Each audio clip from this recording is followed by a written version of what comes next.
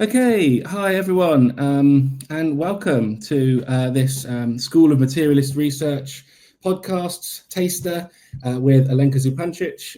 You can see this little series on schoolofmaterialistresearch.org, and these are little series of mini podcasts hosted by me. I'm teaching one course at School of Materialist Research myself. It's going to be about psychosis and digital media in contemporary capitalism.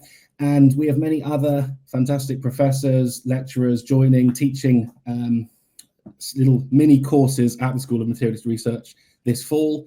So the website there is just at the bottom of the screen. And so it's a great pleasure to have with us today one of those, Alenka Zupančič, who probably doesn't need much introduction, author of a great many books and professor at I always forget the SAZU. What's the full title of SAZU? Okay, it's Institute of Philosophy, joined, as part of the Scientific Research Center of That's the Scientific Research. Yes, and her book's well known to everyone. My first of Alenka's books was on comedy, The Odd One In, which came out in, I think, 2009, which inspired me to do my own PhD on comedy, so a big influence on me. And her most recent book is Disavowal, which is out in the recent series with Polity, Theory Redux series, along with a new text by Mladen Dolar, Rumours. So those are the latest things, unless there's an even newer book, Alenka, or is that the most recent? No, this is the most recent one, yeah. So anyway, thanks so much for joining for a short podcast, I guess, just designed to give people a little taster of what you'll be teaching on your School of Materialist Research course. I can simply tell you something first about kind of a general framework, what set in motion, the things that I've been thinking about lately, and this is this fact that kind of social reality that we are living in, and these kind of times where there are all kinds of really significant tectonic shifts that are rapidly reshaping, let's say, not simply our reality, but also the way we perceive reality, the perception of reality itself. So I think it is not really surprising that one lately often comes across, this quote from Antonio Gramsci that says the old world is dying and the new world struggles to be born. Now it's the time of monsters. And actually, this quote that is usually presented is not the exact quote. This is already a paraphrase of Gramsci's exact wording, which is something like the crisis consists precisely in the fact that the old is dying and the new cannot be born. And then he says, in this interregnum, a great variety of morbid symptoms, not exactly monsters, but morbid symptoms appear. And I take this to be a kind of interesting depiction, let's say, of the framework of the reality that we are also, I guess, most of us perceiving in this way, this prevailing sentiment of some kind of uncertainty, almost doom or bewilderment, simply at the series of crises, surprising turns that befall us, and which make like many of the, let's say, familiar coordinates of our world simply fall apart. Now, this word interregnum that Gramsci uses kind of suggests an in-betweenness, like a phase between two states, the old and the new, and hence it also suggests, I guess, something transitory. But I think there is another, perhaps more disturbing possibility or question that can be raised at this point, namely, what if the time of monster is not merely a transitional phase, but let's say the new world itself? What if there is nothing on the other side? Or how do we know that there is or will be something else or on the other side, so to say?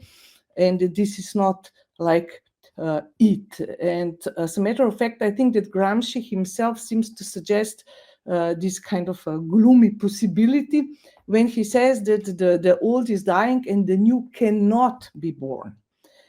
So perhaps, I mean, again, this would be some kind of a general suggestion or suggestion of a more general framework, that these monsters, or simply signs, morbid signs, symptoms, are not so much symptoms of a transitionary state as they are symptoms of an, let's say, unborn future, or something like averted future. We could see them actually as one with the very impossibility of a future. So this in turn would mean that precisely future, in this more strong sense of the term, is not something that awaits us at some temporal distance necessarily, not something aligned, let's say, with calendar time, but rather it is something that needs to be created, and it happens or it does not happen. So as I said, this would be the kind of a general framework, how to frame this strange temporality of these tectonic shifts. And within this framework, I will then try to analyze a series of more, let's say, concrete or specific phenomena, some directly related to the, let's say, emergence of what we could call the new political and also new economic landscape. For example, new forms of authoritarianism that resemble certain aspects that we've seen in the past, but that I think really need to be analyzed and discussed on their own terms, in their own present specificity. And as part of this, because this is also one part of my title, Sexuation, part of this, I will also raise the question of what I called re-emergence of sexualized cosmology. You know, I have the feeling that accompanying these different versions of authoritarianism is often this kind of a reactive attempt to re-sexualize the universe as it was, let's say, desexualized precisely within modernity. This kind of point of view that sees the universe as governed by two cosmic principles, let's say, that are essentially sexualized, masculinity and femininity, and then some variation of this. And this resexualization is then mobilized, being mobilized as a political weapon. For instance, we hear claims that it is not, to put it very simply, not the, for instance, global economic system, but a crisis of masculinity that is disrupting the harmony of the world order. That there is this kind of sexualized ontology that is used to explain our social well-being. So there is this very interesting term, and I've just recently heard that we encountered this bizarre narrative suggesting that there is a toxic empathy which is corrupting Christians and transforming them into leftists. And again, this toxic empathy is associated with something too feminine or castrated, also emasculated, and so on. So there is this kind of strange combination and reappearance of a certain kind of sexualized ontologies that appears in combination with this. So this will be, let's say, one segment of the seminar, and another probably more central focus will be where I will discuss the artificial intelligence and its role in precisely shaping and reshaping our world at this moment, as part of these very important tectonic shifts, also reshaping our perceptions of the world, and this on multiple levels, obviously, subjective, social, political, and so on.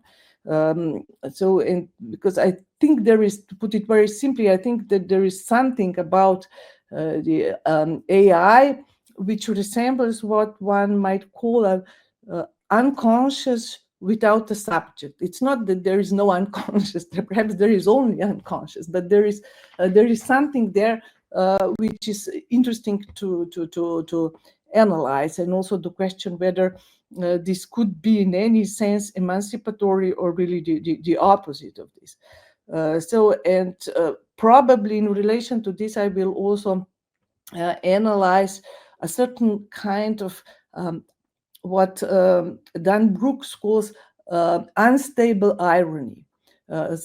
Irony different from the one that we were used to, which is produced by artificial intelligence and deployed then in particularly in political contexts. And one example, for instance, is this unfamous Gaza Riviera video. So we will be discussing this, the nature, the texture of this unstable irony, its political usage, and also a little bit in relationship to another topic of that interests me, which you mentioned, and which is disavowal, how this helps us actually, this unstable irony, to disavow many things, or how it helps certain impossible things take place.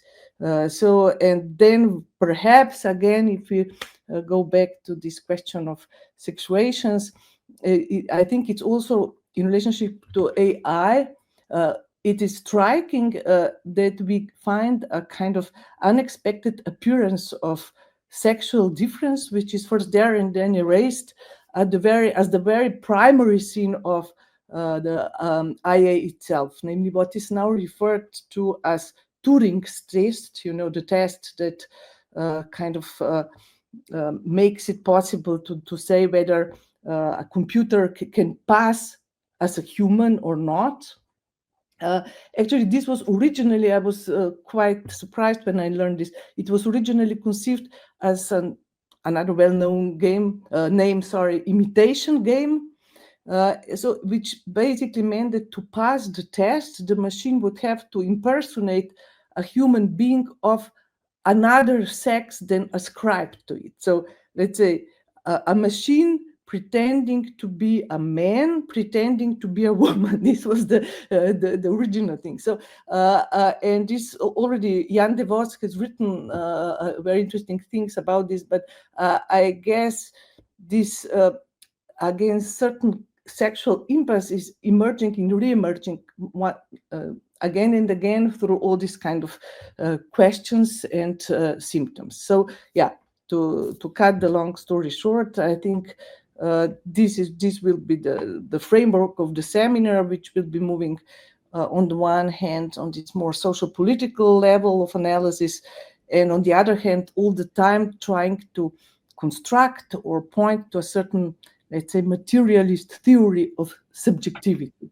where materialism for me does not simply refer to something like prime matter or matter, but rather to the method of tracing contradictions, impasses that constitute and form our reality.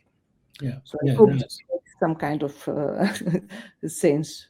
Absolutely. No, it sounds fantastic. So it's like, I mean, you explain the kind of framework, and then maybe the three parts, the three morbid symptoms are the question of new forms of authoritarianism, dictatorship, that's one, and then question of gender and sex and this kind of dual cosmology as the second morbid symptom, and the third morbid symptom is the AI and the question of unconscious or whatever. Is this the right way of conceiving of it? So this would be a right way of conceiving it. Then it will depend a little bit on the circumstances also there, on the people's interest, which segment will get more of attention, and which I will work through more thoroughly. But basically, this covers what I will be doing. Great. People are going to love it. But no, let me ask you something about going back to the Gramsci thing, because I've been really interested in this myself as well. And, I've often encountered this Gramsci quote when deployed by people on the left in quite a hopeful way. And to say, look, this is our time. The old is dying. The new hasn't. And as you say, there's a very interesting difference between has not yet been born and cannot be born, which I thought was a really interesting point to raise. But so on the one hand, I see this deployed in sort of hopeful, positive terms on the left, and that kind of almost goes back for me to the different readings of Karl Marx in the Communist Manifesto, because when he there talks about the tearing down of the family, of religion, etc., he's often misread as being like celebrating this from the perspective of like, okay, great, the old is gone, now it's our time. But you would take a different approach to Marx, I think, and you've taken a different approach to Gramsci there. So, yeah, can you say something about this different inflection from where you often see these thinkers deployed on the left, let's say?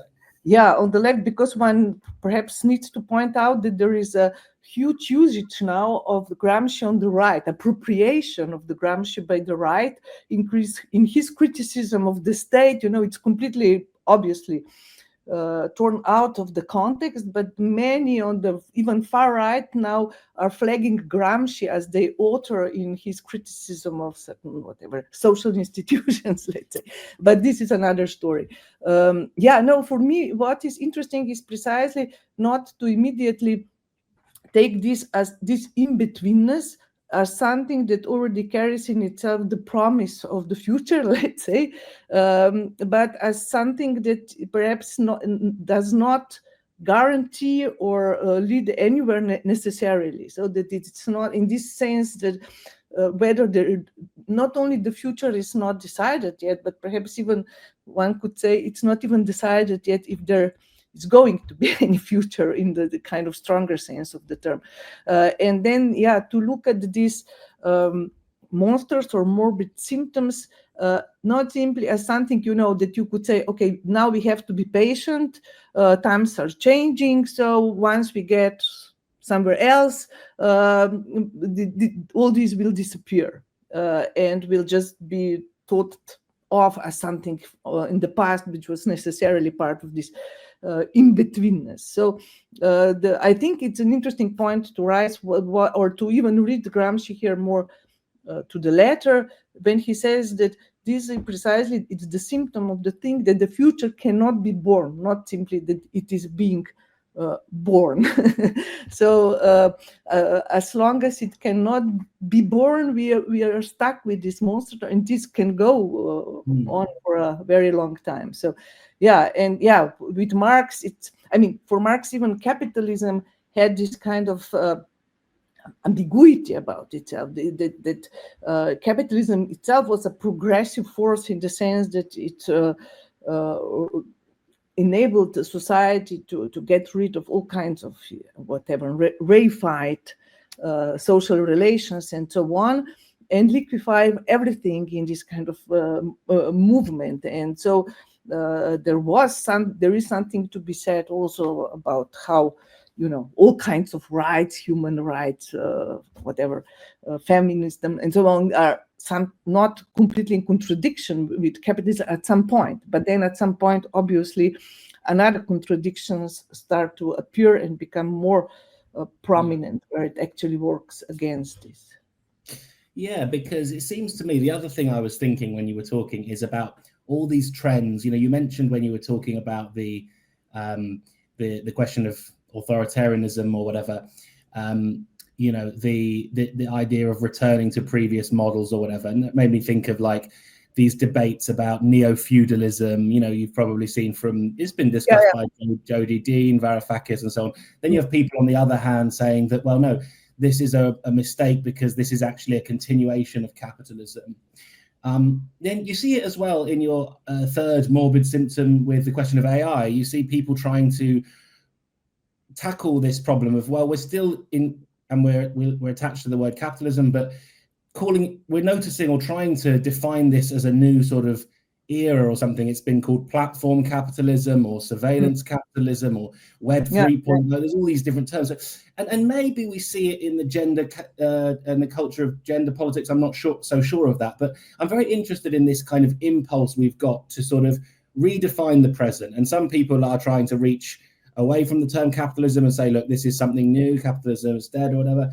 Others are looking like to say this is a new form or new wave of capitalism, but it seems like your theory or your approach to this kind of moment, or interregnum, as you put it from Gramsci, is another way of looking at this question, I guess. So maybe you could say something about that, or whether you're tempted into these kinds of discussions about defining this as a new or particular era, or whether what defines this era is its undefinedness. I don't know, but yeah, I don't know. It's simply that I'm not so much interested in defining this era, be it new or old.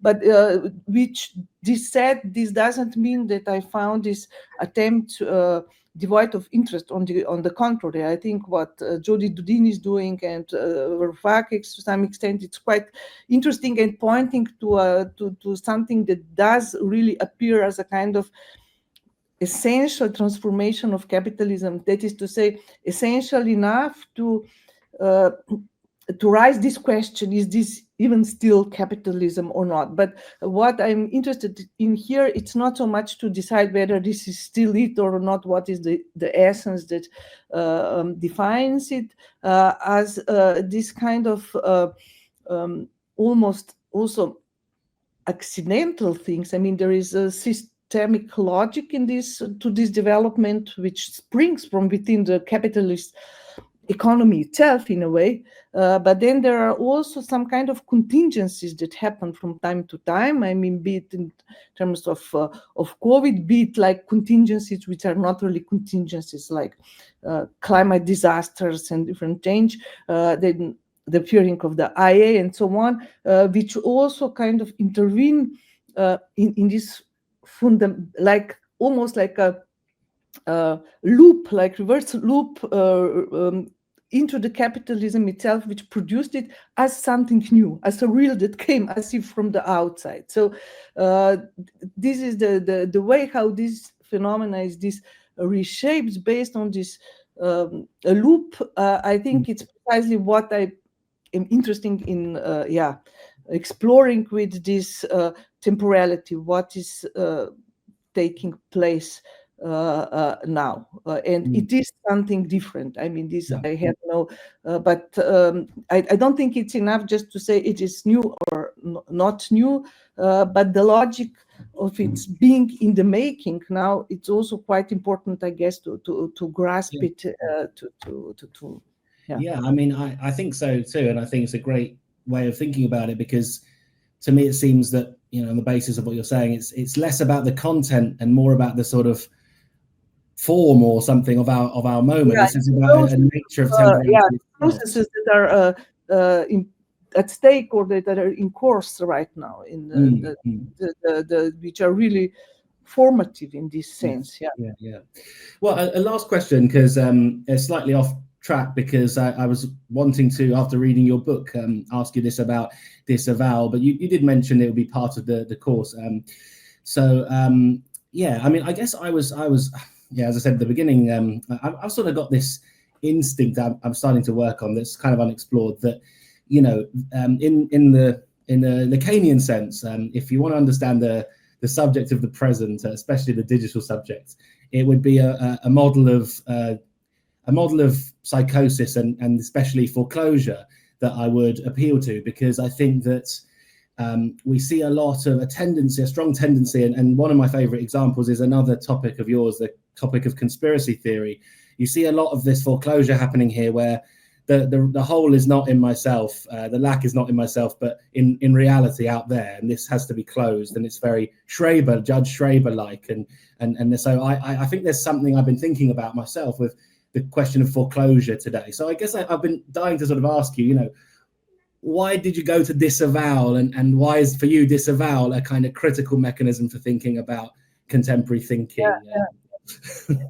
Yeah, I don't know, as you know yourself, there are many debates, and many also on the let's say Lacanian psychoanalytic part, who just go for this diagnosis of kind of general foreclosure, or general, like normal ordinary psychosis. I think it's the term, which I think it's a useful category to think some of the phenomena. I'm quite sure that we are being confronted with. But I also think that there is something, and this is why I took the path, let's say, of Disavowal, that is also reinforcing the structure, the clinical structure of what psychoanalysis calls perversion, which is different. So and which kind of appears much more normal. Let's say you don't have this kind of extraordinary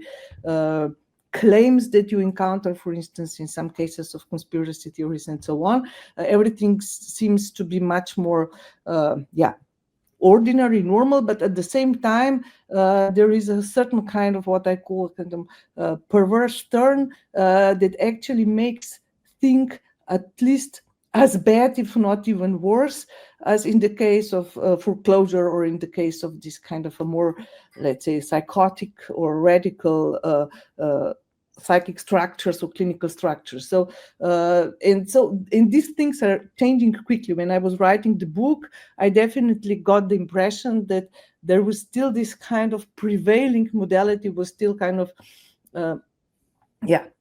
the perverse disavowal, and we would just go on pretending that actually whatever shit happens there, nothing can basically happen to us. This was but this is also changing now, and so it could be that precisely because of the disavowal, we end up in places where foreclosure even then remains perhaps the only option, or the real returns from elsewhere. But I guess one should not even think of these things as completely separate. I mean, these structures also interact with each other, and it is not that there is only one present. I think this is also why my Disavowal book is actually constructed as a kind of dialogue or interaction of disavowal, and on the other side is more or less, if not foreclosure, conspiracy theory thinking, let's say, which is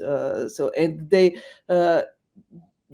I try to argue precisely that to some extent they are part of the same dialectics, and those who are into disavowal need and want the conspiracy theories to show how stupid these other people are, kind of implying that they are much wiser and more open to reasonable discussion, which in fact they are not, or the way they behave is precisely the result of their praxis is exactly the same. So this was basically, but there is the dance, the pas de deux. Yeah, for sure. No, that's a very interesting answer, and it's a fantastic book that people should all check out. So, I mean, thanks so much, Alenka, for giving us a little bit of what your course is going to be about. I'm sure people will really be intrigued by this. So the course is called Power, Paranoia, and Sexuation. And I think it's taking place across November, December time. Is that right? End of November, early December, yeah. Cool. And it's right there on the homepage, which is just sort of on the screen there going along. So if people want to hear more and talk more about this, you can join Alenka for, I think, 3 sessions in November, December, and talk about it more. So yeah, that was fantastic. And thanks very much, Alenka. See you soon. Thank you, and see you soon.